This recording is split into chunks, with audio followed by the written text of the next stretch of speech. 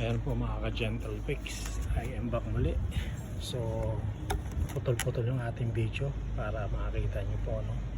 So ayan po, natanggal na po natin yung tubo, no? So marumi po talaga. Ayan.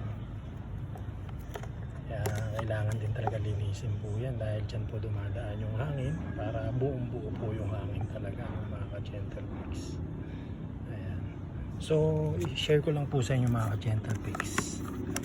Mula po dito, ayan dyan, mula po dyan. So, pinush ko lang po papaloob.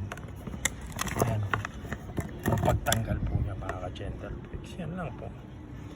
Tapos meron naman po siyang gabay. Ayan. May gatla. Dito sa baba wala. So, ang diskarte po, pag ganun po ang pag ganun po, pabali pong ganun. Yan, pag ganun. Pag ganun. Ayan po, hindi po siya, ano, yan po yung design po niya. Ayan. May gatla po dito. Ayan. So, ang pagtanggal po, makikita nyo po pag ganun po, pag ganun. Pag ganun po, pag ganun. Tahatak po pag ganun. Tapos, alalayan nyo lang din po ng tulak dito. Tulak po dito mga ka-Gentle Fix.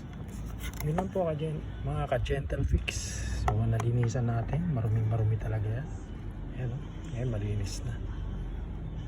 So, need po talagang kalasin siya talaga para buong buo po yung hangin pagpasok po sa makina. Yun na po mga ka-Gentle Fix. Dagdag share na naman sa inyo sa mga hindi nakakaalam. Yun lang po. Salamat po muli sa Diyos. Bye bye.